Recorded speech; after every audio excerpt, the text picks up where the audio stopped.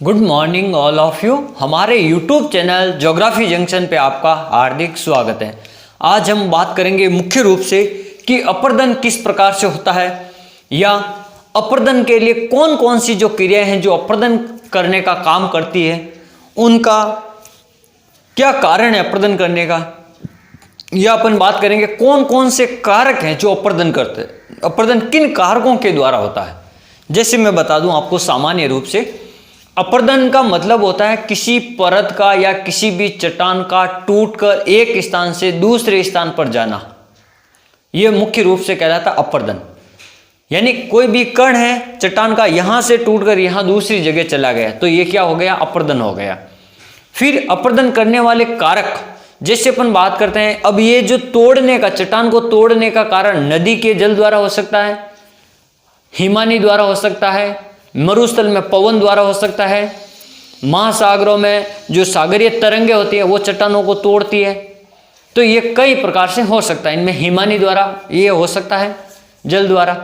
तो अपन बात करते हैं मुख्य रूप से जो अपर्दन, और अपर्दन किन से बना है, इसका अर्थ क्या होता है। जैसे अपर्दन का मुख्य अर्थ होता है घिसना या कुतरना, यानी धीरे धीरे वो क्या हो जाना, कम हो जाना, घिस जाना ऊपर से।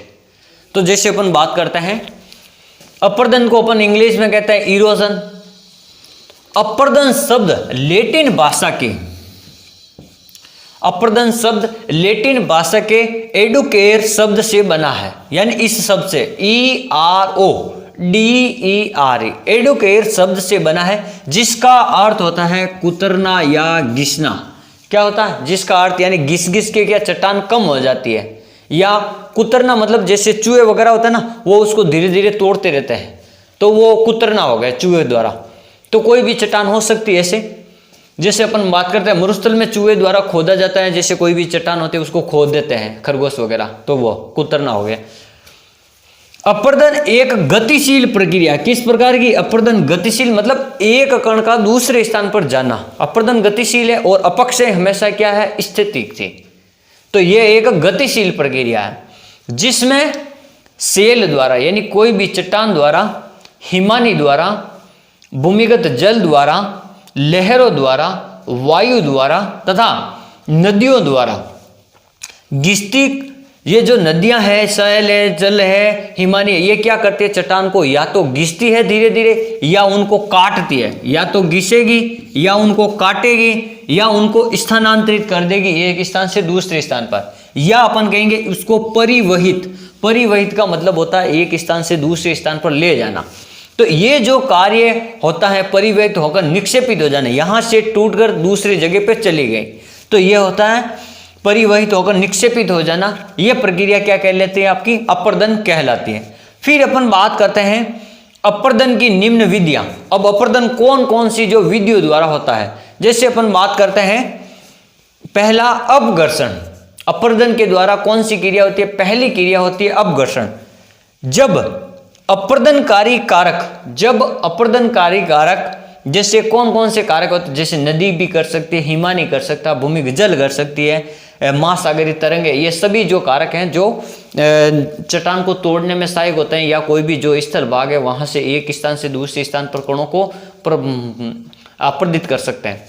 तो जब अपर्दनकारी कारक अपने साथ चट्टानी मलबे या चूर्ण को, यानी अपने साथ चट्टानी मलबे या चूर्ण को बहाकर ले जाते हैं, यानी यहां से बहाकर यहां ले गए, जैसे नदी द्वारा, जल द्वारा, या अपन कहेंगे हिमानी द्वारा या पवन द्वारा, यहां से यहां तक किसी भी कण को लेके आ गए, तो ये पदार्थ धरातलीय सेलों का घर्षण करते हैं। ये क्या करते हैं, जैसे जैसे यहां से टूटकर जाएगा तो ये जहां जहां जाएगा, ये रगड़ खाते हुए तो जाएगा, या पवन द्वारा उड़ते हुए जाएगा, जहां नीचे पड़ेगा या जहां नीचे उतरेगा वापस कण, वहां पर कहीं से रगड़ खाएगा तो वो कहीं पर घिसेगा, तो इनके घर्षण हो जाते हैं, जिसे अपन घर्षण या अपघर्षण कहते हैं। इनके घर्षण से भी जो चट्टानें हैं टूटती जाती है। जैसे नदी के साथ में कोई कभी कभार कोई बड़े बड़े कण भी आते रहते हैं, तो वो क्या, या तो साइडों में से कुतरते रहते हैं कोई चट्टान को, या अपन के अंदरूनी जो भाग होता है वहां से कुतरते रहते हैं या घिसते रहते हैं। तो इस प्रकार होता है अपघर्षण। फिर अपन बात करते हैं सन्निघर्षण। ये सन्निघर्षण क्या होता है, जैसे कोई भी चट्टान का टुकड़ा टूट गया तो कई सारे टुकड़े टूटते चलते हैं नदी में, जैसे नदी का मान लिया तो नदी के साथ चलते हैं, तो जो वो टूटे हुए टुकड़े एक दूसरे से आपस में भी वो क्या करते हैं और घर्षण करते हैं। जैसे पवन, नदी, लहरों के साथ प्रवाहित सेल कण या टुकड़े आपस में रगड़ खाकर, क्या लिखा हुआ है, आपस में रगड़ खाकर टूटते रहते हैं, जिसे कहते हैं सन्निघर्षण। क्या कहते हैं? सन्निघर्षण, आपस में रगड़ खाते हैं। अब अपन बात करते हैं दूसरा, जल दाब क्रिया द्वारा किस प्रकार होता है। जल दाब, जल का दाब यानी जल किसी भी सतह पर, चट्टान पर दबाव बनाएगा तो उसके कारण जो चट्टानें टूटती रहती है। जैसे नदी जल के भारी दबाव के कारण, अगर नदी में पानी ज्यादा मात्रा में आ गया तो वो दबाव मारेगा, वो दबाव होगा जल के साथ चट्टानों की जो नीचे वाली परत होती है, साइड वाली परत होती है, तो भारी दबाव से या जल भंवर के दबाव से चट्टानों के अपर्दन की जो क्रिया होती है उसे अपन जल दाब क्रिया कहते हैं। कभी कभी आपको देखा होगा, ये जैसे कोई भी ये क्षेत्र है तो यहाँ इस प्रकार से पानी घूमता है अंदर, इसको अपन क्या कहते हैं? जल भंवर कहते हैं। जैसे आप बाल्टी में से पानी, ऊपर से लोटे से पानी डालते हो, अगर बाल्टी भरी हुई है तो वो इस प्रकार से गोल गोल घूमेगा अंदर से, तो उसको कहते हैं जल भंवर। तो ये तो हो गए कोई भी जल के या अधिक जल के कारण, जब वो दबाव के कारण अगर कोई भी परत या चट्टान टूटती है उसको अपन कहते हैं जल दाब क्रिया। एक होता है संक्षारण। ये क्या होता है संक्षारण? देखो, जब जल की रासायनिक क्रिया द्वारा, जल है उसकी रासायनिक क्रिया द्वारा चट्टानों के खनिजों का जल में घुलकर, अब जो कोई चट्टानें हैं वो जल में घुल जाएगी तो घुलकर बह जाना संक्षारण कहलाता है। यानी रासायनिक क्रिया का मतलब ये हो गया, कोई भी चट्टान जब जल के संपर्क में आए तो वो गोल बन जाएगी, घुल जाएगी। मान लो नरम चट्टान है या अगर कठोर चट्टान है तो कुछ भाग घुलेंगे, उसमें रासायनिक क्रिया होगी, तो उसके कारण जब वो घुल जाती है तो उसे अपन क्या कहते हैं? संक्षारण कहते हैं। इसका मतलब होता है जल में घुलना या रासायनिक क्रिया। आप ध्यान रखना, रासायनिक क्रिया जब होगी जल के साथ चट्टान की तो वो घुल जाएगी या उस विलय को अपन क्या कहेंगे? संक्षारण कहेंगे। फिर बात करते हैं अपवहन। ये अपवहन क्या होता है? जैसे अपन बात करते हैं पवन द्वारा, ये जो क्रिया विशेष रूप से कहाँ होगी? अपवहन विशेष रूप से पवन में होगी, और उत्पाटन जो क्रिया है ना ये विशेष रूप से आपके बर्फ में होगी, यानी हिमानी में। तो अपवहन अपन पढ़ते हैं, अपवहन क्रिया। जैसे पवन द्वारा बालू मिट्टी के एक स्थान से दूसरे स्थान पर उड़ाकर ले जाना, अपवहन। यानी अब जो घर्षण है वो अगर मरुस्थलीय क्षेत्र में हो रहा तो आपको पता है मरुस्थलीय क्षेत्र में पानी कम होगा, हिमानी होगी नहीं वहां पर, तो वहां पर किस क्रिया के द्वारा होगा? तो वहां पर आपको ध्यान रखना है, वहां पे आपके जो पवन द्वारा, मरुस्थलीय क्षेत्रों में आपको पता है पवन होती है जब गर्मियों में तेज गति से चलती है तो वो रेत के टीलों को एक स्थान से दूसरे स्थान पर ले जाती है। ये कई खतरनाक होता है, जैसे बरखान है, ये अर्धचंद्राकार जो आकृतियां किससे बनती है? पवन द्वारा जो निर्मित होता है ना उनके कारण। पवन से कोई यहाँ की चट्टान टूटकर यहाँ चली जाएगी, जैसे यहाँ कोई चट्टान है, यहाँ रेत का टीला ही है तो यहाँ की जो रेत है यहाँ उड़कर कहाँ आ गई? यहाँ पर, यहाँ जमा हो गई, यहाँ से यहाँ आ गई। तो ये एक स्थान से दूसरे स्थान पर रेत जब मरुस्थलीय क्षेत्रों में होता है सर्वाधिक, जहाँ पर जल की कमी होती है या जब रेत असंगठित प्रकार की चट्टान होती है तो यहाँ से यहाँ पर आ जाती है। जब पवन द्वारा बालू मिट्टी के कण एक स्थान से दूसरे स्थान पर उड़ाकर ले जाना, अब उड़ाएगी कौन? पवन द्वारा उड़ाकर ले जाना अपवहन कहलाता है। क्या कहलाता है? अपवहन कहलाता है। उड़ाने वाली प्रक्रिया को अपन क्या कहते हैं? अपवहन कहते हैं। ये केवल और केवल कहाँ होगी? ये ध्यान रखना, ये पवन द्वारा होगी, पवन द्वारा होगी। कहाँ होगी? पवन द्वारा। यहाँ लिखा है सीधा सीधा पवन द्वारा होने वाली क्रिया को अपवहन कहते हैं। फिर कहते हैं उत्पाटन। उत्पाटन मैंने कहा केवल बर्फ में होती है। जैसे जब हिमानी यानी बर्फ के कण, जब हिमानी अपने मार्ग में आने वाली चट्टानों को उखाड़कर अपने साथ ले जाती है, यानी जैसे कोई ये भाग है, मान लो बर्फीला क्षेत्र है, ये पहाड़ी क्षेत्र है, जैसे ये यहाँ पर पहाड़ी क्षेत्र है, ये बर्फ से ढका है। किससे? बर्फ से। तो यहाँ की कोई चट्टान है, ये यहाँ से टूटकर गुरुत्वाकर्षण बल के कारण यहाँ पर आ गई है, ये कोई चट्टान का टुकड़ा। तो ये जब हिमानी के कारण, तो यहाँ जो बीच में मार्ग में जो दूसरे चट्टानी कण आते हैं उनको क्या, ये जब घिसते हुए आएगी ना तो इन टुकड़ों को भी साथ में लेके आ जाएगी, आएगी कि नहीं? जिसको अपन क्या कहते हैं? हिमस्खलन कहते हैं, हिमस्खलन। तो ये जो क्रिया जब होती है तो बर्फ के बड़े चट्टानी टुकड़े के साथ में दूसरे जो कण भी होते हैं वो उससे रगड़ खाने से जो टूटकर नीचे की ओर आते हैं, उस प्रक्रिया को क्या कहते हैं? उत्पाटन कहते हैं। और उत्पाटन प्रक्रिया केवल और केवल बर्फ में होती है। जैसे हिमानी जब अपने मार्ग में आने वाले चट्टानों को उखाड़ कर अपने साथ ले जाती हैं, इसे अपन क्या कहते हैं? उत्पाटन कहते हैं। क्या कहते हैं? उत्पाटन कहते हैं। अब अपन पढ़ते हैं जल गति क्रिया।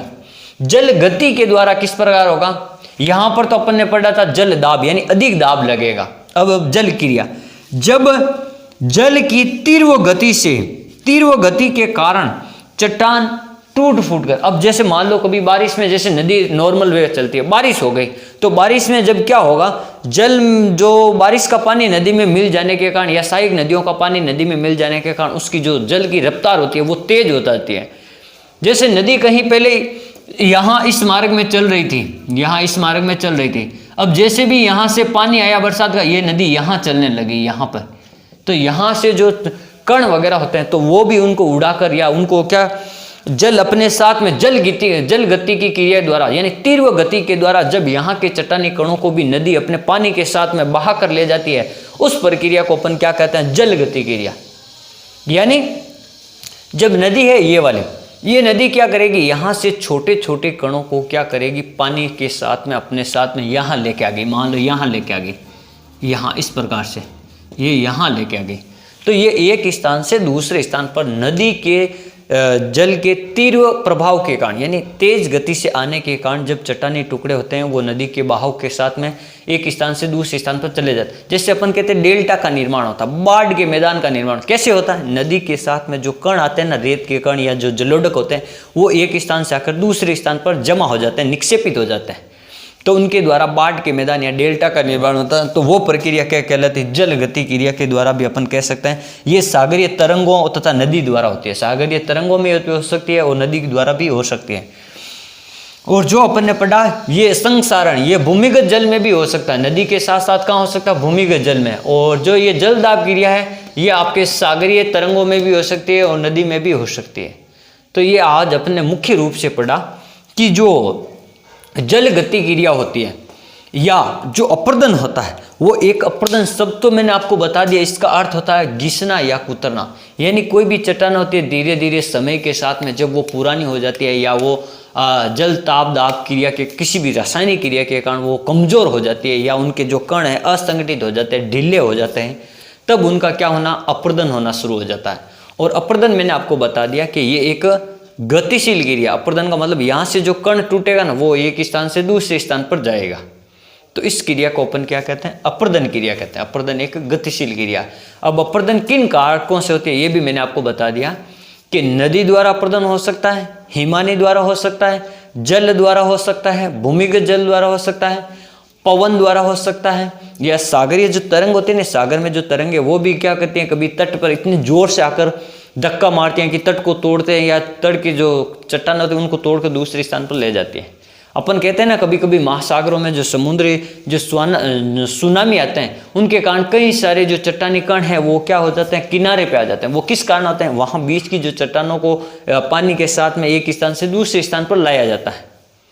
या समुद्र के जो तटीय किनारे होते हैं वहाँ पर हमेशा गंदगी मिलती है। क्यों मिलती है? जो समुद्र के अंदर की जो गंदगी होती है उसको समुद्री जो किनारे जो लहरें होती है उनको अपने साथ में बहा कर क्या कर देती हैं? तट के पास में लेकर आती हैं, इसलिए वो होती हैं।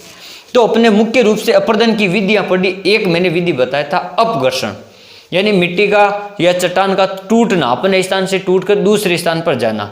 फिर मैंने आपको बताया था दूसरी विधि सन्निकर्षण, यानी कोई भी चट्टान टूटेगी तो वो एक स्थान से दूसरे स्थान पर जाने के साथ साथ वो अपने कणों को आपस में रगड़ खाते हुए भी तोड़ते हुए जाएगी, तो सन्निकर्षण। फिर मैंने बताया जल दाब क्रिया, यानी जल का दाब जब अधिक होगा उसके कारण कोई अगर चट्टान टूट रही है तो उसको कहते हैं जल दाब क्रिया।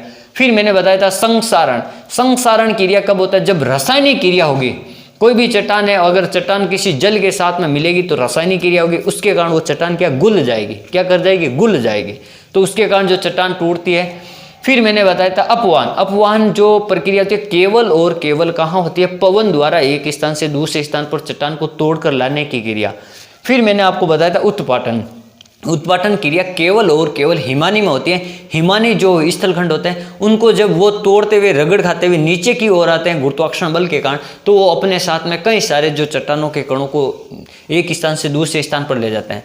फिर एक होती है जल गति क्रिया, यानी जब जल वर्षा ऋतु के समय अधिक गति से आएगा या वह नदी में पानी की मात्रा अधिक होगी, तो वो क्या करेंगे, जल को एक साथ में या चट्टानी कणों को एक स्थान से दूसरे स्थान पर लाने का काम करेंगे।